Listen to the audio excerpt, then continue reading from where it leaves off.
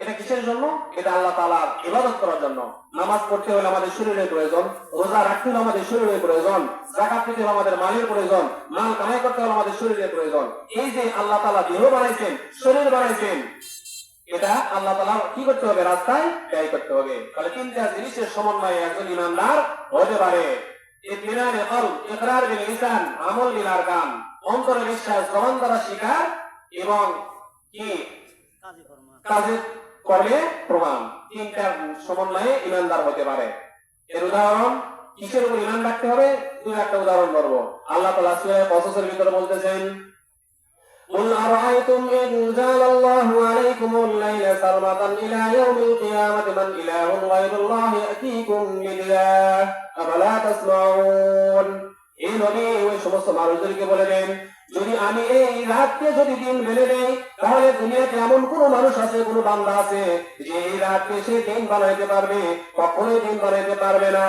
এই নবী তাদেরকে বলে দেন, কুল আরাইতুম ইন জাআলাল্লাহু আলাইকুমুন নার সারমাদান ইলা ইয়াউমিল কিয়ামাহ মান ইলাহুন গায়রুল্লাহি ইয়াতীকুম বিলাইলিন তাসকুনুনা ফীহি আফালা তাসমাউন। এই নবী ওই সমস্ত মানুষদেরকে বলে দেন, দুনিয়াতে এমন কোন বান্দা আছে, এমন কোন মানুষ আছে যারা যদি আমি দিনকে রাত বানিয়ে দিই, যে তারা দিন রাতকে দিন বানাইতে পারবে? কখনোই এটা কি করতে পারবে না, বানাইতে পারবে না। আল্লাহ তাআলা বলতেছেন, হে নবী ওই সমস্ত মানুষদেরকে বলেন, যদি আমি রাতকে দিন বানাই দিই, কেউ কি আছে যে এই দিন রাতকে দিন বানাইতে পারবে? দিনকে রাত বানাইতে পারবে? কেউই পারবে না। তাহলে দিন রাত এগুলা পরিবর্তন হওয়া, এটা কার হাত থেকে হয়? কার পক্ষ থেকে হয়? আল্লাহ তাআলার পক্ষ থেকে হয়। এটার উপর বিশ্বাস স্থাপন করার মানে হচ্ছে ঈমান। কি ঈমান? দ্বিতীয় নম্বরে يخلق ما يشاء يهب لمن يشاء إناثا ويهب لمن يشاء الذكور أو يزوجهم ذكرانا وإناثا ويجعل من يشاء عقيما।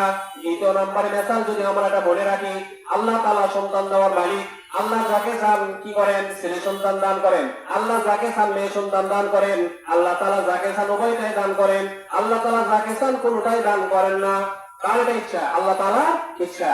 তাহলে এই যে সন্তান দেওয়া না দেওয়া, ছেলে দেওয়া মেয়ে দেওয়া, কাউকে শুধু ছেলে দিয়ে খুশি করতেছেন, কাউকে শুধু মেয়ে দিয়ে খুশি করতেছেন, কাউকে উভয়টাই দিচ্ছেন, আবার কাউকে দিচ্ছেন না। এটা কার পক্ষ থেকে হচ্ছে?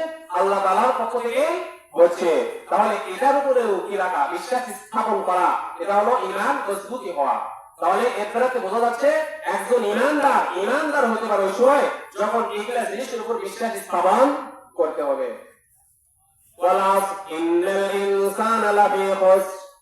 জামানার কসম, কালের কসম, তোমাদের হায়াতের কসম, ইন্নাল ইনসানা লাফী খুসর, নিশ্চয় সমস্ত মানুষ ক্ষতিগ্রস্ত। ইল্লাল্লাযীনা আমানু, কিন্তু যারা ঈমান আনছে তারা কি ক্ষতিগ্রস্ত নয়? ঈমানদার কি জিনিস? ঈমানদার কাকে বলে? আমরা কিছুটা হলেও বুঝতে পারলাম। লা ইলাহা ইল্লাল্লাহ মুহাম্মাদুর রাসূলুল্লাহ সাল্লাল্লাহু আলাইহি ওয়াসাল্লাম, এটা বলে আমরা কি করলাম? ঈমান আনলাম। দ্বিতীয় নম্বরে গুণ ইল্লাল্লাযীনা আমানু ওয়া আমিলুস সালিহাত। দ্বিতীয় নম্বরে গুণ কি? আমলে সালেহ করতে হবে।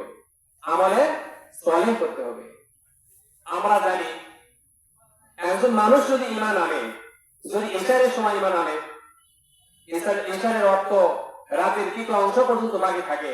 এখন যদি একজন হিন্দু, খ্রিস্টান, বৌদ্ধ ঈমান আনে, তাহলে তার উপর ইশারের নামাজ কি হয়ে যাবে? ফরজ হয়ে যাবে। যদি একজন মানুষ ফজরের সময় ঈমান আনে, তাহলে তার উপর ফজরের নামাজ ফরজ হয়ে যাবে। জোহরের সময় যদি ঈমান আনে, সঙ্গে সঙ্গে জোহরের নামাজ তার উপর কি হয়ে যাবে? ফরজ হয়ে যাবে। ঠিক ওইরকম ভাবে 5 ওয়াক্তের ভিতরে যে সময় ঈমান আনবে, তাহলে ওই সময় তার উপর কি হয়ে যাবে? নামাজ পড়া ফরজ হয়ে যাবে। কি হবে? ফরজ হয়ে যাবে। তাহলে বোঝা যাচ্ছে ঈমানের পরে ইসলামের স্তম্ভ 5টির ভিতরে ঈমানের পরে কার স্থান? নামাজের স্থান। ঈমানের পরে নামাজের স্থান। তাহলে বোঝা যাচ্ছে একজন ঈমানদার ঈমান আনার পরে প্রকৃত মুমিন হয়ে গেল। এই ঈমান আনার পরে তার এই কাজ হচ্ছে কি করা? নামাজ আদায় করা। ইসলামের যে 5টি স্তম্ভ, এর ভিতরে প্রথম নম্বরে যেটা হচ্ছে সেটা হলো কি করা? নামাজ আদায় করা। 5 ওয়াক্ত নামাজ আদায় করা। সম্মানিত হাজিরিন, আমরা ওয়াজ শুনি করি, কিন্তু আমাদের কি হচ্ছে না? হেদায়েত আমাদের নফসটা কি হচ্ছে না? হেদায়েত হচ্ছে না। আমাদের কেমন ভাবে শয়তানের জানে শয়তান আবদ্ধ করে নিয়েছে। যদি ভালো কথা শুনতে যায় মন ঠিক হয়ে যায়, ভালো কথা শুনতে চায় না, কোরআনের কথা শুনতে মন চায় না, হাদিসের কথা শুনতে মন চায় না, নামাজ পড়তে মন চায় না। এটা সবচেয়ে বড় দুর্ভাগ্য।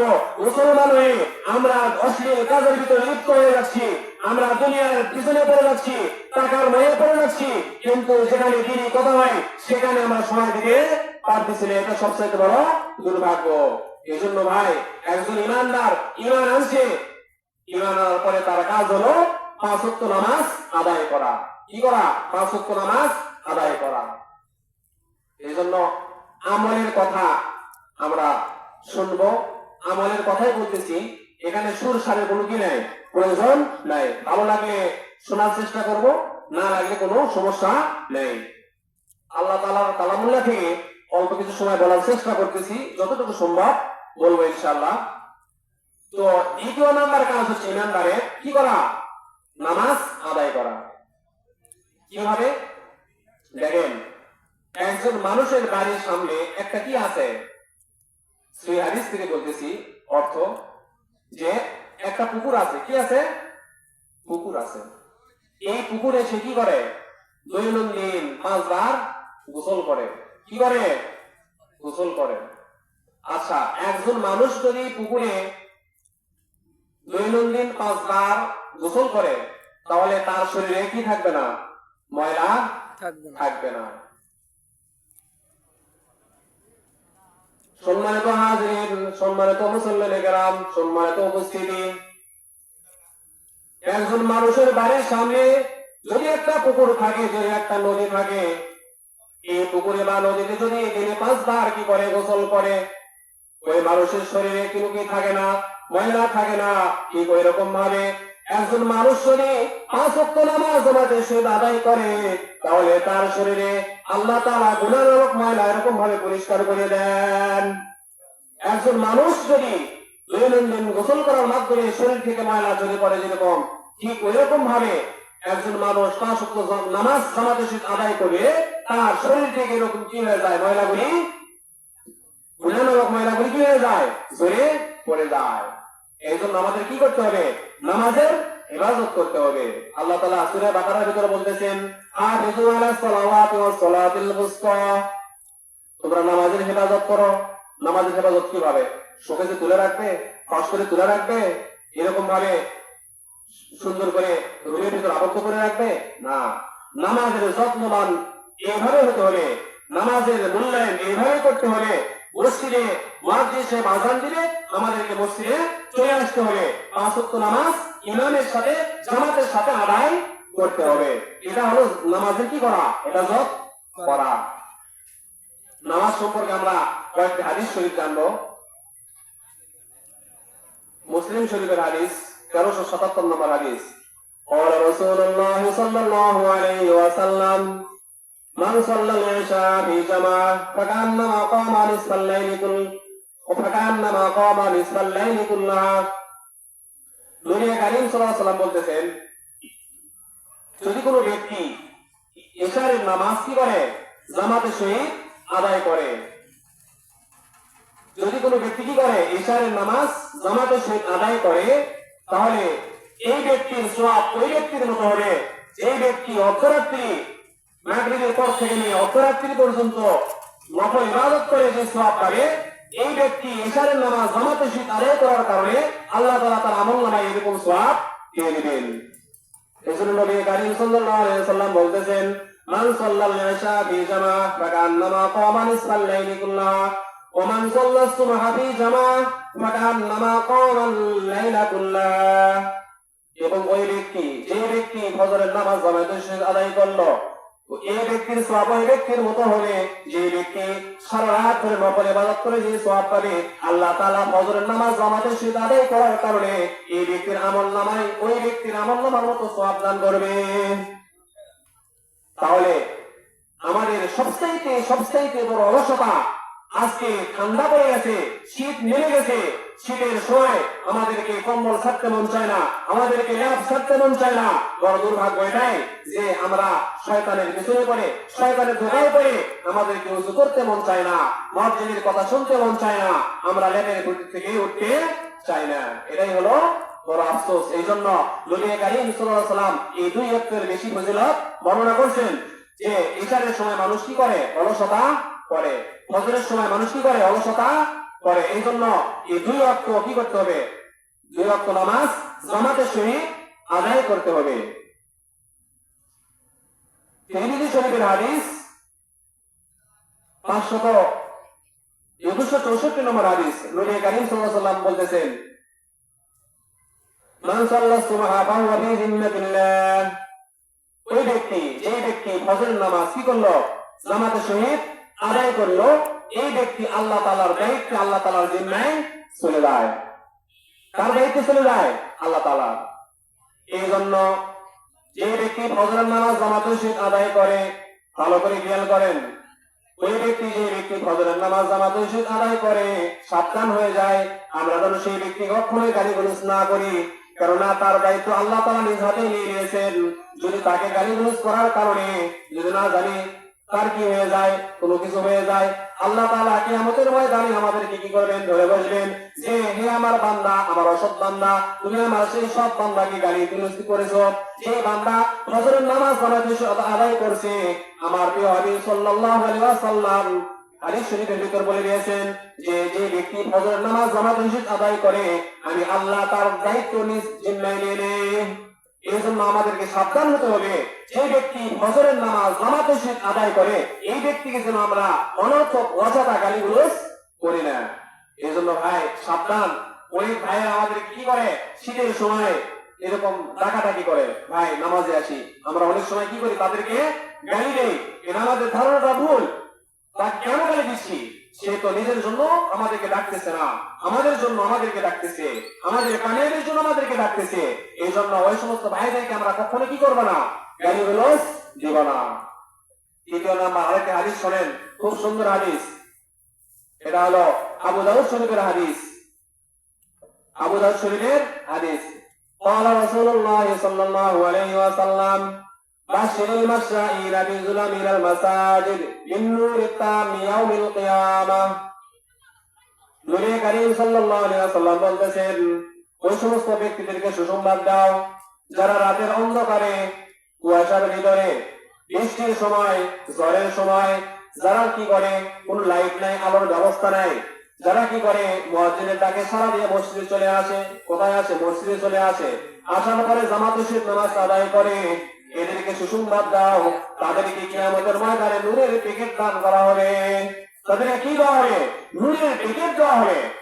এটা বোঝার জন্য সাধারণ ভাবে সহজে আমাদের বুঝে আসবে, আমাদের এখানে কি হচ্ছে? শোভা উপলক্ষে, শোভার ওসিলায় অনেক দোকানদার এখানে বেচা বিক্রি করার জন্য আসছে।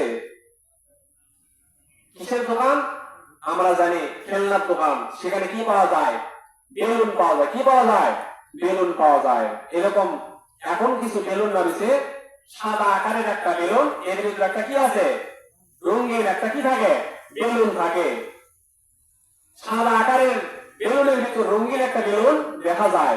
কেমন দেখতে দেখা যায়? যে সাদা আকারের বেলুনটা এই রঙিন বেলুনকে আবৃত্তি করে রাখছে।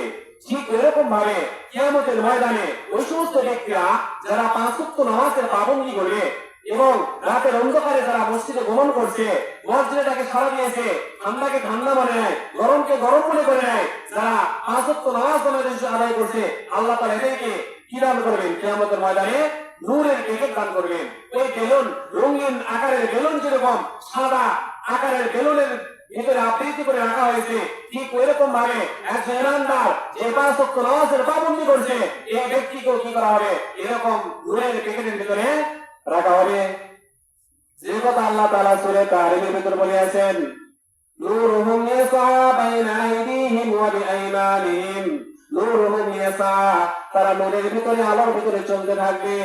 ইয়াসা বাইনা আইদিহিম ওয়া বিআইমানিহিম, তাদের ডানে বামে সামনে পিছনে চতুর্দিকে নূর দ্বারা আবৃত করা থাকবে।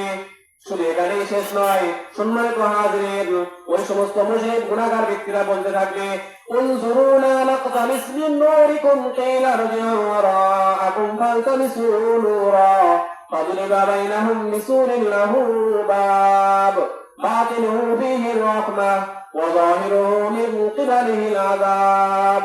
গুনাহগার ব্যক্তিরা বলতে থাকবে, উনজুরুনা নাকতামিস মিন নূরিকুম, হে ঈমানদারেরা, হে পাঁচ ওয়াক্ত নামাজের মুসল্লিনে কেরামেরা, তোমরা একটু দাঁড়াও, তোমাদের থেকে আমরা কিছু নূর গ্রহণ করব, আলো গ্রহণ করব, আমরা পথ চলতে পারতেছি না।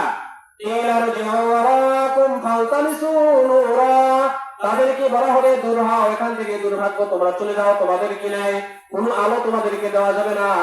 নূরুহুম ইয়াসা قيل ارجعوا وراءكم فالتمسوا نورا فضرب بينهم بسور له باب। তাদের মাঝখানে, অর্থাৎ গুনাহগার ব্যক্তির মাঝখানে, ইমানদারদের মাঝখানে একটা কি হবে? প্রাচীর হবে। প্রাচীরের এই পার থাকবে আযাব, এই পার থাকবে রহমত। যে রহমত আর শান্তির ভিতরে ইমানদারেরা থাকবে, যারা পাঁচ ওয়াক্ত নামাজ আদায় করছে তারা রহমতের ভিতরে থাকবে, যারা পাঁচ ওয়াক্ত নামাজ আদায় করে নাই তারা থাকবে এরকম আযাবের ভিতরে। এটা সহিহ হাদিসের ভিতরে আল্লাহ তাআলা বলতেছেন, তোমরা যদি তাফসীর খুলে দেখেন তাহলে এগুলো বুঝে আসবে। উনজুরুনা নাকতামিস মিন নূরিকুম কিলা রজিউ ওয়ারাআকুম ফালতামিসু নূরা ফাদরিবা বাইনাহুম বিসুরিন লাহু বাব বাতিনুহু ফীহির রাহমাহ ওয়া যাহিরুহু মিন কিবালিহিল আযাব। পাশের এবার থাকবে রহমত, ওইবার থাকবে আযাব। কি থাকবে? এইবার থাকবে রহমত, ওইবার থাকবে আযাব। কি বলতেছেন আল্লাহ তাআলা? এটা মানুষের বানানো কথা নয়। এই জন্য আমাদেরকে বুঝতে হবে, জানতে হবে, সে মোতাবেক আমল করতে হবে। আমাদের কি করতে হবে? পাঁচ ওয়াক্ত নামাজ আদায় করতে হবে। আচ্ছা, আমাদের কি মন চায় না? আমাদের কি মন চায় না যে আমাদের আলোচনা সর্বদাই কি হোক? ফেরেশতাদের ভিতরে কি হোক? সর্বদাই আলোচনা হোক। একদল ফেরেশতা নেমে আসে, এটা বহুনা ফীকুম মালায়েকা বিল লাইলি ওয়া মালায়েকাতুম বিন নাহার, যে ফেরেশতাদের ভিতরে পালা বদল হয়। কি হয়? পালা বদল হয়। একদল ফেরেশতা রাতে আসে, আর একদল ফেরেশতা দিনে আসে। এরপরে আল্লাহ তাআলা ওই সমস্ত ফেরেশতাদেরকে জিজ্ঞাসা করেন, ফাসআলুহুম ওয়া হুয়া আ'লামু বিহিম। আল্লাহ তাআলা বলতেছেন, নবী করিম সাল্লাল্লাহু আলাইহি ওয়াসাল্লাম বলতেছেন যে আল্লাহ তাআলা ওই সমস্ত ফেরেশতাদেরকে জিজ্ঞাসা করবেন যে তোমাদেরকে যে পাঠানো হলো ওই সমস্ত বান্দাদের নিকট যারা কি করতেছে? নামাজ আদায় করতেছে, তাদের কি হালতে তোমরা দেখে আসলে? তারা কি করতেছে? অথচ যে বিষয়ে আল্লাহ তাআলা ভালো জানেন, কিন্তু তারপরেও আল্লাহ তাআলা তাদের কি করবেন? জিজ্ঞাসা করবেন। ফাসআলুহুম ওয়া হুয়া আ'লামু বিহিম, যে বিষয়ে আল্লাহ তাআলা সবচেয়ে কি জানেন? ভালো জানেন, তারপরেও জিজ্ঞাসা করবেন। ওই সমস্ত ফেরেশতারা বলবে যে আল্লাহ, আমরা এমন সময় তাদের কাছে গিয়েছি যে দেখি তারা কি আদাইনাহুম ওয়া হুম ইউসাল্লুন তারাকনাহুম ইউসাল্লুন, তাদের নিকট আসিয়াছি তারা নামাজ আদায় করতেছে। ঈশার নামাজ, আসরের নামাজ। এরপরে তারাকনাহুম ইউসাল্লুন, যখন তাদেরকে ছেড়ে আসি দেখি তারা নামাজ আদায় করতেছে। আল্লাহ, তোমার এমন বান্দা যে আমাদের ধারণা আসতেছে না, যখন আমরা যাই তখন দেখি তারা নামাজরত, নামাজ আদায় করতেছে। তারা কি করতেছে? নামাজ আদায় করতেছে। তাহলে এর দ্বারাতে বোঝা যাচ্ছে যে ফেরেশতাদের ভিতরে এমন কি হয়? পালা বদল হয় যে তারা বুঝতে পারে না। যারা পাঁচ ওয়াক্ত নামাজ আদায় করে এদের ভিতরে কি হয়? যে তারা নামাজ আদায় করতেছে, একদল ফেরেশতার সাথে দেখতেছে আসর নামাজ পড়তেছে, পরে আরেক দলের সাথে দেখতেছে ফজরের নামাজ আদায় করতেছে। এই জন্য তারা ধরতে পারে না, উপলব্ধি করতে পারে না, বুঝতে পারে না যে তারা নামাজ পড়তেছে না নামাজের বাহিরে আছে। তারা আল্লাহ তাআলার কাছে সাক্ষী দেয় যে আল্লাহ, তারা নামাজ পড়তেছে, এটা আমরা কি করলাম? দেখে আসলাম। তাহলে তারাতে কি বোঝা যাচ্ছে? যারা পাঁচ ওয়াক্ত নামাজ আদায় করে তাদের আলোচনা ফেরেশতাদের ভিতরে কি হয়? সর্বদাই হয়ে থাকে। এবার বুখারী শরীফের হাদিস 557 নম্বর হাদিস। قال رسول الله صلى الله عليه وسلم لا يلج النار أحد صلى قبل طلوع الشمس وقبل غروبها। কখনোই কখনোই জাহান্নামের আগুন জাহান্নামে প্রবেশ করবে না ওই সমস্ত ব্যক্তি। কোন ব্যক্তি? ওই ব্যক্তি যে ব্যক্তি কি করে? কবলা তুলুইশ শামসি ওয়া কবলা গুরুবিহা, যে ব্যক্তি সূর্য ডোবার পূর্বে এবং সূর্য ওঠার পূর্বে নামাজ আদায় করে। কি করে? সূর্য ডোবার পূর্বে এবং সূর্য ওঠার আগে যে কি করে? নামাজ আদায় করে। ওই ব্যক্তি কখনোই জাহান্নামের আগুন কি করবে না? স্পর্শ করবে না। নবী করিম সাল্লাল্লাহু আলাইহি ওয়াসাল্লাম বলতেছেন, যে ব্যক্তি ফজর নামাজ আদায় করবে এবং যে ব্যক্তি আসরের নামাজ আদায় করবে এই ব্যক্তিকে জাহান্নামের আগুন কি করবে না, স্পর্শ করবে না। তাহলে এই হাদিস দ্বারা কি বোঝা যাচ্ছে যে আসরের নামাজ, ফজরের নামাজ এখানে কি আছে, গুরুত্ব আছে। শুধু তাই নয়, قال رسول الله صلى الله عليه وسلم من صلى الفرضين دخل الجنة। দুই শীতল নামাজ যে আদায় করবে সে কোথায় যাবে, জান্নাতে প্রবেশ করবে। দুই শীতল নামাজ যে আদায় করবে, যে ব্যক্তি দুই ঠান্ডার সময় নামাজ আদায় করবে সে জান্নাতে প্রবেশ করবে। ঠান্ডার সময় কোন সময়? আমরা জানি ফজরের সময় ঠান্ডার সময়, আমরা জানি আসরের সময় রোদের তেজ কমে যায়। এই দুই নামাজ যদি কোনো ব্যক্তি আদায় করে তাহলে নবী করিম সাল্লাল্লাহু আলাইহি ওয়াসাল্লাম বলতেছেন মান সাল্লাল ফারদাইন দাখালাল জান্নাহ। যে ব্যক্তি এই দুই নামাজ আদায় করবে ওই ব্যক্তি কোথায় চলে যাবে, জান্নাতে চলে যাবে। তাহলে এটাতে কি বোঝা যাচ্ছে, ফজরের নামাজ আসরের নামাজ আমাদেরকে কি করতে হবে, আদায় করতে হবে। আমরা কি চাই যে আমাদের নামটা মুনাফিকের তালিকায় উঠে যায়? না, আমরা কেউ এটা সব জ্ঞানে চাবো না। নবী করিম সাল্লাল্লাহু আলাইহি ওয়াসাল্লাম বলতেছেন লাইসা সালাতুন আসফাল আলাল মুনাফিকিন মিন সালাতিল ফজর ওয়া সালাতিল ইশা। মুনাফিক যে সমস্ত মুনাফিক মার্কা যে সমস্ত ব্যক্তিরা যারা মুয়াজ্জিনের আযানকে পছন্দ করে না, যারা দিনের দাওয়াতকে পছন্দ করে না, যারা মানুষ ওই সমস্ত মুমিন ব্যক্তিরা যারা মসজিদের দিকে ডাকে, যারা নামাজের দিকে ডাকে তাদের কথাকে ভ্রুক্ষেপ করে না, তারা তাদের কথাকে তিক্ত মনে করে, মুনাফিক মার্কা মানুষ। তাদের ব্যাপারে নবী করিম সাল্লাল্লাহু আলাইহি ওয়াসাল্লাম বলতেছেন ওই সমস্ত ব্যক্তিদের নিকটে দুইটা নামাজ সবচাইতে কি হবে, ভারী মনে হয়। একটা হলো ফজরের নামাজ, দ্বিতীয় নাম্বার হলো ইশারের নামাজ। কিসের নামাজ? ইশারের নামাজ। এই দুই নামাজ মুনাফিক মার্কা মানুষের কাছে সবচাইতে ভারী মনে হয়। আমরা জানি সচরাচর আমাদেরকে সবচাইতে কঠিন মনে হয় ফজরের নামাজ আর ইশার নামাজ। আর মুনাফিক মার্কা মানুষ যারা, তাদেরকে মুনাফিক মার্কা কিভাবে হলো, যে ঈমান আছে, মুসলমানের ঘরে জন্ম, কিন্তু তারা নামাজের কথা শুনলে যদি তার স্ত্রী তাকে ডাক দেয় তার মন খুব খারাপ। যে ফজরের সময়, এই যে ঠান্ডার সময়, যে ঠান্ডা পড়তেছে, শিশির পড়তেছে, কুয়াশা লাগছে, এরপরে তুই আমাকে ডাক দিচ্ছিস, তার কি করে, নিজের স্ত্রীর উপরে, স্বামী স্ত্রীর উপরে, স্ত্রী স্বামীর উপরে কি হয়, রাগান্বিত হয়ে যায়। কিসের কারণে? শীতের কারণে, ঠান্ডার কারণে। এই সমস্ত মুনাফিক মার্কা লোকদেরকে নবী করিম সাল্লাল্লাহু আলাইহি ওয়াসাল্লাম বলতেছেন তাদের নিকট এই দুই নামাজ সবচেয়ে কি মনে হয়, ভারী মনে হয়। অথচ লাউ ইয়ালামুনা মা ফিহিমা লা আতাউহুমা ওয়া লাউ হাবা। নবী করিম সাল্লাল্লাহু আলাইহি ওয়াসাল্লাম বলতেছেন এই দুই নামাজের গুরুত্ব আর ফজিলত সম্পর্কে যদি কোনো মানুষ জানতো, যদি কোনো মানুষ এই দুই নামাজের ফজিলত সম্পর্কে জানতে পারতো, তাহলে একজন প্যারালাইসিসের রোগী,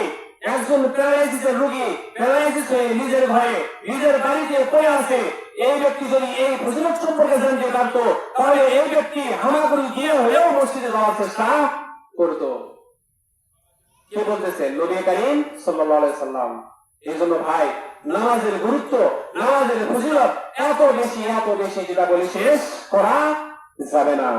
এই জন্য ওই সমস্ত ব্যক্তিরা যারা 5 ওয়াক্ত নামাজের পাবন্দি করে, যারা কি করে 5 ওয়াক্ত নামাজের পাবন্দি করে, আল্লাহ তাআলা তাদের কি দেন? পুরস্কার দিবেন। কয়টা পুরস্কার? 5টি পুরস্কার দিবেন।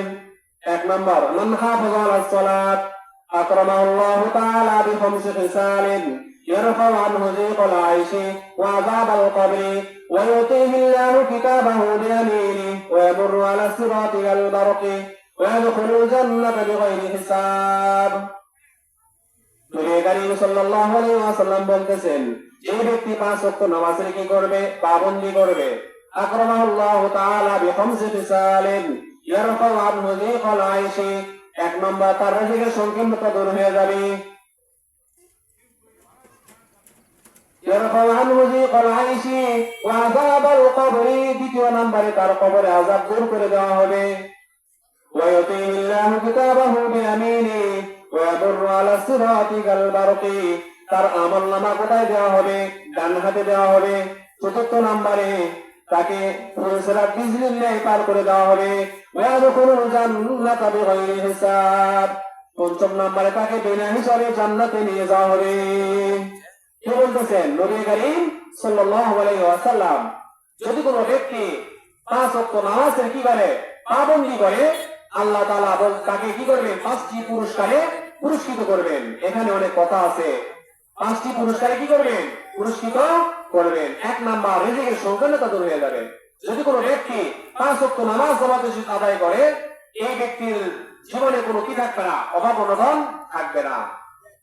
তাকে আল্লাহ তাআলা কোথা থেকে কিভাবে ইয়ারযুকু মান ইয়াশাউ বিগাইরি হিসাব, রিজিক কোথা থেকে কিভাবে দিবেন, এই ব্যক্তিরা কি করতে পারবে না, বুঝতে পারবে না। 2 নম্বরে তার কবর আযাব কি করে দেওয়া হবে? মাফ করে দেওয়া হবে। 3 নম্বরে আমলনামা কোথায় দেওয়া হবে? আমলনামা ডান হাতে দেওয়া হবে।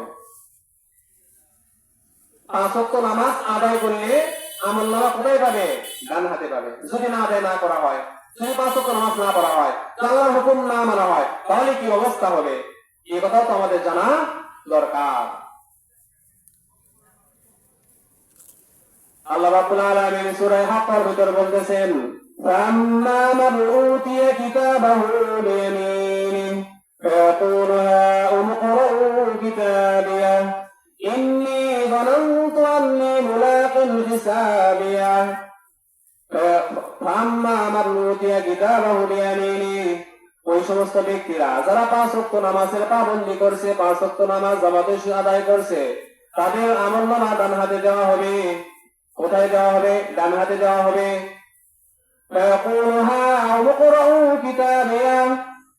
একজন ছেলে যেরকম পরীক্ষায় উত্তীর্ণ হওয়ার কারণে, দুনিয়ার নিয়ম অনুযায়ী পরীক্ষায় A+ পাওয়ার কারণে, গোল্ডেন পাওয়ার কারণে যেরকম খুশিতে আনন্দে তার সাথীদেরকে, তার পরিবারের লোকদেরকে, তার আত্মীয় স্বজনদেরকে বলতে থাকে যে মামা, চাচা, খালা, ফুফু, আমি কি পাইছি, পরীক্ষায় A+ পাইছি, গোল্ডেন পাইছি, খুশিতে আনন্দে বলতে থাকে।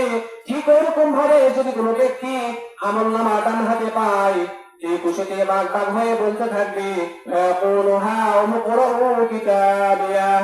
এ আমার সাথীরা, এ আমার দোস্তরা, আমার বন্ধুরা, তোমরা কি করতে থাকো?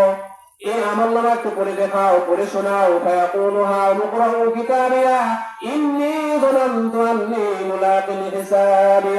নিশ্চয় ধারণা করতাম আমাদেরকে হিসাবের কাঠ গড়াই দাঁড়াইতে হবে।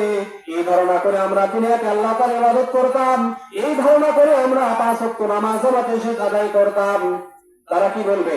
যে আমরা দুনিয়াতে চলতাম ফিরতাম, আমাদের ধারণা এই ছিল যে মৃত্যুর পরে আমাদেরকে আল্লাহ তাআলার কাঠ গড়াই দাঁড়াইতে হবে। এটাই মনে করে আমরা কি করতাম?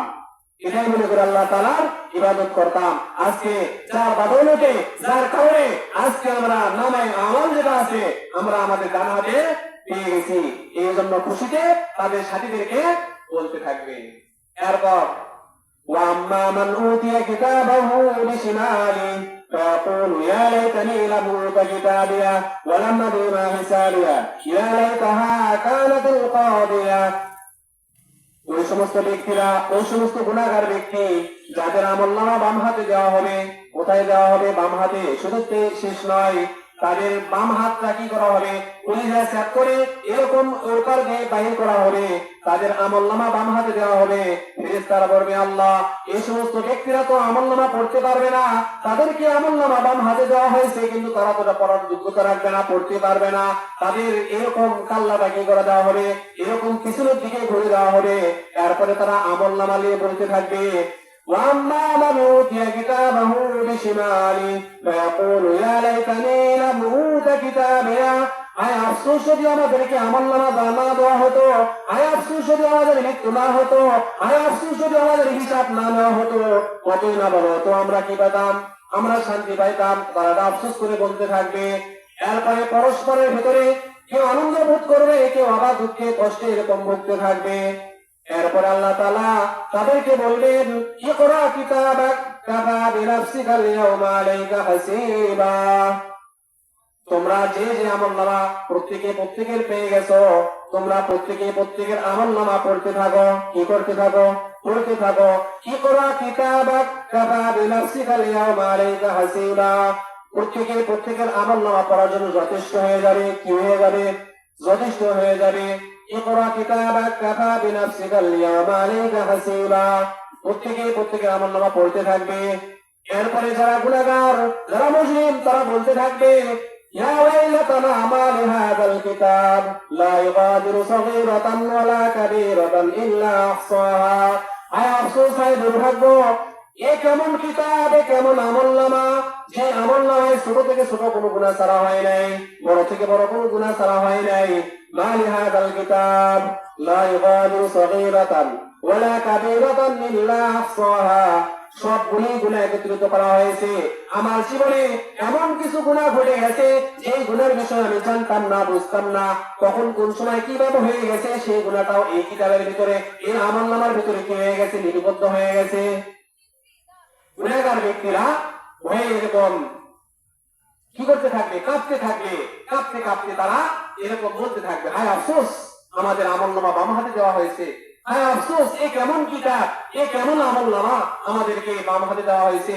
এ কেমন কিতাব যে কিতাবে আমাদের ছোট থেকে ছোট গুনাহ বড় থেকে বড় গুনাহ কি করা হয় নাই ছাড় দেওয়া হয় নাই এই আফসোস তারা করতে থাকবে এরপর ফারিকুন ফিল জান্নাতি ওয়া ফারিকুন ফিস সাইর একদল কি হয়ে যাবে জান্নাতে চলে যাবে যাদের আমলনামা ডান হাতে দেওয়া হয়েছে তারা কোথায় যাবে ফারিকুন ফিল জান্নাহ জান্নাতে চলে যাবে এবং যাদের আমলনামা বাম হাতে দেওয়া হয়েছে যারা গুনাহ করছে দুনিয়াতে আল্লাহর হুকুম মানে নাই নবীর তরিকা মতো অবস্থানে নাই মসজিদের তাকে সারা দেয় নাই পাঁচ ওয়াক্ত নামাজ আদায় করে নাই তারা কি হবে ওয়াফারিকুন ফিস সাইর তারা জাহান্নামে চলে যাবে কোথায় যাবে জাহান্নামে চলে যাবে একদল জান্নাতে গেল আরেক দল জাহান্নামে চলে গেল একই সমাজে বসবাস করত একই স্কুলে পড়াশোনা করত একই সঙ্গে আড্ডা হতো একই বাজারে বাজার করত একই মাঠে কাজ করত একই জমিতে কাজ করত একই পরিবারে বসবাস করত একই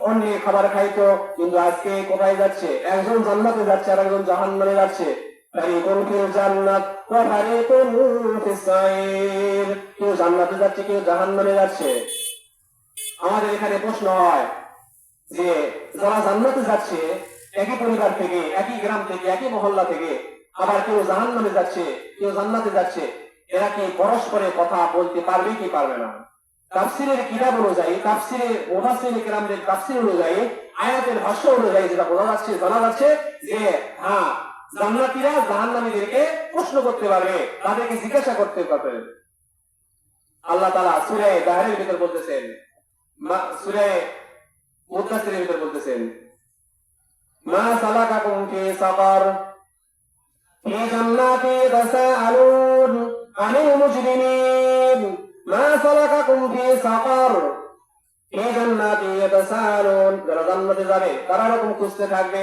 আমার গ্রাম থেকে কয়জন জান্নাতে আসছে আমার মহল্লা থেকে কয়জন আসছে আমার পরিবার থেকে কে জান্নাতে আসছে খুঁজতে খুঁজতে দেখবে কে আছে অমুক আছে অমুক নাই এরপরে তারা কি করবে কি জান্নাতে ইয়াতাসালুন জান্নাতীরা প্রশ্ন করবে আনিল মুজরিমিন যারা গুনাহগার যারা গুনাহ করছে তাদেরকে প্রশ্ন করবে এ ভাই আমরা একই সঙ্গে লেখাপড়া করতাম একই সঙ্গে আড্ডা দিতাম একই সঙ্গে বাজারে যাইতাম একই সঙ্গে কি করতাম এরকম কফি খাইতাম একই সঙ্গে চা খাইতাম একই সঙ্গে চলাফেরা করতাম একই মাঠে কাজ করতাম আজকে কি এমন কাজ করলা যার কারণে তুমি জাহান্নামে আমি জান্নাতে এই প্রশ্ন আমার বুঝে আসলো না মা সালাকাকুম ফি সাকার দুনিয়াতে কি এমন গুনাহ করছো যে গুনাহের কারণে তুমি জাহান্নামে চলে আসলা এই বিষয়টা আমাকে একটু বুঝিয়ে দাও জেনে দাও এরপরে ওই গুনাহগার ব্যক্তি ওই বেনামাজি বলতে থাকবে ক্বালু লাম নাকু মিনাল মুসাল্লিন দুনিয়াতে নামাজ পড়তাম না কি করতাম না দুনিয়াতে নামাজ পড়তাম না পাঁচ ওয়াক্ত নামাজ আমাদের আদায় করতাম না শীতের সময় লেপের ভিতর থাকতাম গরমের সময় বিভিন্ন জায়গাতে আড্ডা দিতাম এরকম মসজিদে সে আযান দিয়েছে এইদিকে আযান দিয়েছে আমরা ওইদিকে চলে গেছি আমরা মসজিদে তাকে সাড়া দেয় নাই মানুষ যখন নামাজের দিকে আহ্বান করছে মানুষ যখন নামাজের দিকে ডাকছে তাদের কথা না শুনে আমরা সাইড থেকে অন্যদিকে চলে গেছি যার কারণে আজকে আমরা কোথায় চলে আসছি জাহান্নামে চলে আসছি এরকম তারা কি করবে তাকে বলতে থাকবে আমরা কি ছিলাম না মুসল্লি ছিলাম না এখন আমরা মুসল্লি বলতে কাকে বুঝি কাকে জানি এটাও জানা দরকার একজন মানুষ আছে পাঁচ ওয়াক্ত নামাজের কোনো খবর নাই কি নাই পাঁচ ওয়াক্ত নামাজের খবর নাই সপ্তাহে একদিন কি করে দুই চারটা ঠিক মারা চলে যায় কি করে জুমার নামাজ কোনো মতে আদায় করে শেষে আছে আগে যায় কি করে সকলে শেষে আছে আবার কি করে আগে চলে যায় খালি ইমাম সাহেব কখন রুকুত যাবে ইমাম সাহেব কখন সালাম ফিরাবে সিন্নি যদি থাকে তোমারও যদি থাকে দিতে পারলে খুব খুশি, না দিলে মন খারাপ। সুন্নত আদায় হচ্ছে আর বাইরে চিল্লা পাল্লা শুরু হচ্ছে। কেন? যে তোমার কালি আমি চলে যাব। এতক্ষণ নোয়াজ শিকল দিয়ে যেরকম বেঁধে রাখলে হয়, ঠিক ওই রকম ভাবে ছটফট করতে থাকে। এমনকি অনেক মুসল্লি গ্রাম আছে যারা জুমার নামাজ আদায় করে অন্যের সান্ডেল জুতা নিয়ে চলে যায় তান্তারা মাদাতে। কি করবে যায়? দুনিয়ার কাজে লিপ্ত হয়ে যাবে। এরকম হওয়া চলবে না, এদেরকে মুসল্লি বলা যাবে না। রাজুলুন কলবুহু মুআল্লাকুন ফিল মাসাজিদ, নবী করিম সাল্লাল্লাহু আলাইহি ওয়াসাল্লাম বলতেছেন, ওই ব্যক্তি যে ব্যক্তির অন্তর সর্বদাই মসজিদের সাথে লেগে থাকে। কি থাকে? মসজিদের সাথে লেগে থাকে। এখন মসজিদের সাথে অন্তর লেগে থাকে কাদের? কিয়ামতের ময়দানে আরশের ছায়া তলে 7 শ্রেণীর মানুষ কি পাবে? আরশের ছায়া তলে ছায়া পাবে। কঠিন অবস্থা, ভয়াবহ অবস্থা, এরকম ছায়ার মতো এরকম ছায়া থাকে যে ছায়ার ভিতরে 7 শ্রেণীর মানুষ ছায়া পাবে। এর ভিতরে এই ব্যক্তির একটা, যে ব্যক্তি অন্তরটা মসজিদের সাথে সর্বদাই লেগে থাকে। রাজুলুন কলবুহু মুআল্লাকুন ফিল মাসাজিদ, ওই ব্যক্তি যে ব্যক্তির অন্তর মসজিদের সাথে লেগে আছে, ফজরের নামাজ আদায় করলো, কি করলো? ফজরের নামাজ আদায় করলো, এরপরে দুনিয়ার কাজে লিপ্ত হয়ে গেল, এরপরে ফসলের কাজে লিপ্ত হয়ে গেল, এরকম অটোরিকশা নিয়ে চলে গেল, এরকম স্কুল কলেজ ভার্সিটিতে চলে গেল। তার অন্তরে এটাই বিশ্বাস আছে, জোহরের আজান হওয়ার সাথে সাথে কোথায় যাবে? মসজিদে চলে যাবে, সে জামাতের সহিত নামাজ আদায় করবে। একটা ফিকির নেয়া, একটা চিন্তা নিয়ে সর্বদাই কি করে? দুনিয়ার কাজকর্ম করতে থাকে। এই ব্যক্তি রাজুলুন কলবুহু মুআল্লাকুন ফিল মাসাজিদ, এরপর জোহরের নামাজ আদায় করলো জামাতের সহিত, আদায় করার পরে এরপর কি করলো? এরপরে বিশ্রাম নিল। বিশ্রাম নেওয়ার সময় চিন্তা করতেছে যে আসরের নামাজের আজান হইলে আমাকে মসজিদে আমাদের নামাজ আদায় করতে হবে। এই একটা চিন্তা ঠিকানা নিয়ে সে ঘুমিয়ে গেছে। ঘুম থেকে ওঠার পরে আসরের নামাজ জামাতে আদায় করছে। এরপরে মাগরিবের সময় হয়েছে, আসরের পরে বাজারে গিয়েছে, যাওয়ার পরে এরকম কি খাইছে? বন্ধুদের সাথে চা খাইছে, বন্ধুদের সাথে আড্ডা দিয়েছে। এরপরে তার অন্তরে এটাই বিশ্বাস, এটাই খেয়াল, এটাই ধারণা, মাগরিবের নামাজের আজান যদি বাজারে হয়ে যায় তাহলে এই বাজার মসজিদে আমি কি করব? নামাজ আদায় করব। এই একটা ফিকার নিয়ে সে চলাফেরা করতেছে। এরপরে মাগরিবের নামাজ জামাতের সহিত আদায় করছে। এরপরে আবার কি করছে? মাগরিবের পরে নিজের বাড়িতে চলে আসছে। আসার পরে দুনিয়ার বিভিন্ন কাজকর্ম সারছে, পরিবারকে সময় দিয়েছে। এরপরে জামাতের সহিত ইশারের নামাজ আদায় করছে। এরপরে বলতেছে, চিন্তা করতেছে, এই শীতের সময় মাঘের শীত, এরকম পৌষের শীত, কঠিন শীত, কুয়াশা লাগছে, ঘন কুয়াশা। যতই কুয়াশা লাগুক, যতই আমাকে শয়তান আবদ্ধ করুক, যতই কি লাগুক, ঠান্ডা লাগুক, কিন্তু আমি কি করব? শেষ রাতে উঠবো, ওযু করব, মসজিদে গিয়ে জামাতের সহিত নামাজ আদায় করব। এই একটা চিন্তা ফিকার নিয়ে কি করছে? ঘুমিয়ে গেছে। ঘুম থেকে ওঠার পরে কি করছে? ইমামের সাথে জামাতের সহিত নামাজ আদায় করছে।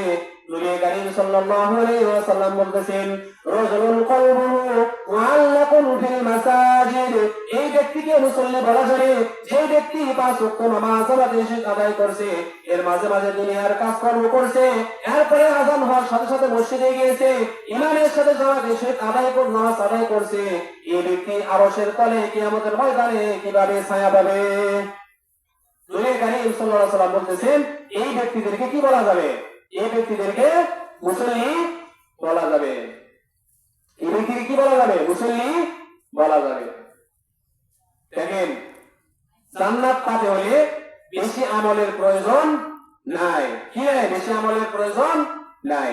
একজন মানুষ যদি হালাল হারাম বেঁচে চলে, অন্যের হক মেরে না খায়, এরকম ভাবে 5 ওয়াক্ত নামাজের পাবন্দি করে, এই ব্যক্তির এতটুকুই আমলই যথেষ্ট। এর একটি ছোট্ট একটি ঘটনা।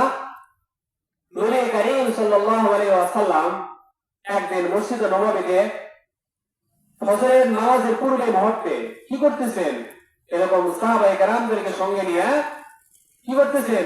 আলোচনা করতেছেন যে এই মুহূর্তে যে ব্যক্তি দরজা দিয়ে প্রবেশ করবে এই ব্যক্তি জান্নাতি, এই ব্যক্তি জান্নাতি। নবী করিম সাল্লাল্লাহু আলাইহি ওয়াসাল্লাম ফজরের নামাজের পূর্বে এরকম বলতেছেন, এই মুহূর্তে যে ব্যক্তি দরজা দিয়ে প্রবেশ করবে সেই ব্যক্তি জান্নাতি। এরকম প্রথম দিন বলছেন যে ব্যক্তি প্রবেশ করছে, সাহাবায়ে কেরাম সেই ব্যক্তিকে অল্প কিছু আঁচ করতে পারছে। দ্বিতীয় দিন আবার বলছে। নবী করিম সাল্লাল্লাহু আলাইহি ওয়াসাল্লাম ফজরের নামাজের পূর্বে মুহূর্তে আবার বলছে, এই মুহূর্তে যে ব্যক্তি দরজা দিয়ে মসজিদে প্রবেশ করতেছে এই ব্যক্তি জান্নাতি, এই ব্যক্তি কি জান্নাতি। দ্বিতীয় দিন ওই সমস্ত সাহাবায়ে কেরাম খুবই বিচক্ষণ ছিল। তারা কি করতে পারছে? অল্প কিছু হলেও আতার থেকে বেশি আজ করতে পারছে। ঈদের দিন পর পর আবার বলছেন যে এই সময়ে যে ব্যক্তি মসজিদের ভিতর প্রবেশ করতেছে এই ব্যক্তি কি হবে? জান্নাতি। এরপর সাহাবায়ে কেরাম বুঝতে পারছেন যে ব্যক্তি ঢুকছে এই ব্যক্তিকে পরপর 3 দিন দেখে ফেলছেন। এরপরে হযরত আব্দুল্লাহ ইবনে আমর ইবনে আস রাদিয়াল্লাহু তাআলা আনহু বলতেছেন যে ব্যক্তি পরপর 3 দিন কি করছে? দরজা দিয়ে প্রবেশ করছে, সেই ব্যক্তিকে আমি বললাম, ভাই আমি খাবার কিছু চাই না, শুধু আমাকে থাকতে জায়গা দেওয়া লাগবে। আপনার বাড়িতে আমি 3 দিন অবস্থান করতে চাই। কয়দিন? 3 দিন অবস্থান করতে চাই, রাত্রি যাপন করতে চাই। এরপরে সেই ব্যক্তি বলছেন কোনো সমস্যা নাই। এরপরে সেই ব্যক্তি হযরত আব্দুল্লাহ ইবনে আমর ইবনে আস রাদিয়াল্লাহু তাআলা আনহুকে তার নিজ গৃহে থাকার জায়গা দিয়েছেন। এরপরে আব্দুল্লাহ ইবনে আমর ইবনে আস রাদিয়াল্লাহু তাআলা আনহু প্রথম দিন থাকছেন, কিন্তু এশারের নামাজ জামাতে আদায় করার পরে সেই ব্যক্তিটা কি করছে? ঘুমে চলে গেছে। প্রথম দিন কোনো আমল দেখতে পায় নাই। দ্বিতীয় দিন আবার হযরত আব্দুল্লাহ ইবনে আমর ইবনে আস মনে করছেন এই ব্যক্তি এমন কি আমল করে হয়তোবা তার শরীর আজকে ক্লান্ত, যার কারণে সে আজকে ঘুমিয়ে পড়ছে। এরপরে দ্বিতীয় দিন আবার এরকম হযরত আব্দুল্লাহ ইবনে আমর ইবনে আস রাদিয়াল্লাহু তাআলা আনহু জাগ্রত অবস্থায় ছিলেন, দেখতেছেন এশারের নামাজ জামাত আদায় করছে। এরপরে কি করছে? খাবার খাইছে। এরপরে সেই ব্যক্তিটা ঘুমিয়ে পড়ছে। আবার ঘুম থেকে উঠে শেষ রাত্রিতে ফজরের নামাজ জামাত আদায় করছে। দ্বিতীয় দিন কোনো আমল পায় নাই। তৃতীয় দিন হযরত আব্দুল্লাহ ইবনে আমর ইবনে আস রাদিয়াল্লাহু তাআলা আনহু মনে করছেন যে তৃতীয় দিন হয়তো বা তার শরীর ক্লান্ত, আজকে হয়তো বা একজন ব্যক্তি যখন আল্লাহ ওয়ালা হয়ে যায় সেই ব্যক্তির থেকে 3 দিন কোন আমল ছুটে যাবে এরকম হতে পারে না। আজকে অবশ্যই সে আমল করবে, এটা আমি দেখবো। এই মনে করে হযরত আব্দুল্লাহ ইবনে আমর ইবনে আস রাদিয়াল্লাহু তাআলা আনহু কি করছেন? জাগ্রত অবস্থায় দেখতেছেন হযরতে সেই ব্যক্তিটা কি করছেন? সেই দিন কি করছেন? খাবার খাইছেন। খাবার খাওয়ার পরে শুয়ে গেছেন। আবার ঘুম থেকে উঠছেন, ফজরের নামাজের আযান হয়েছে। এরপরে চলে গেছেন মসজিদে, জামাতের নামাজ আদায় করেছেন। এরপরে হযরতে আব্দুল্লাহ ইবনে আমর ইবনে আস রাদিয়াল্লাহু তাআলা আনহুর অন্তর এমন মনের ভিতরে এরকম কি হইতেছে? খটকা হইতেছে। তার মনকে কি করতে পারতেছে না, আটকে ধরে রাখতে পারতেছে না। সে কি আমল করে যে আমলের কারণে তার সার্টিফিকেট নবী করিম সাল্লাল্লাহু আলাইহি ওয়াসাল্লাম দুনিয়া দিয়ে দিয়েছে জান্নাতি। অন্য রাত থেকে জানা যায় সেই ব্যক্তির নাম ছিল হযরত সাআদ রাদিয়াল্লাহু তাআলা আনহু।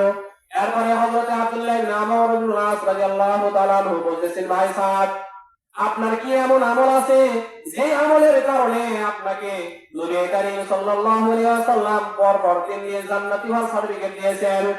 হযরত সাআদ রাদিয়াল্লাহু তাআলা আনহু বলতেছেন, ভাই আব্দুল্লাহ আমার কোনো আমল নাই, আমি শুধু এতটুকু আমল করি, 5 ওয়াক্ত নামাজের পাবন্দি করি, আর যখন অন্যের কোনো হাত মারা খাই না।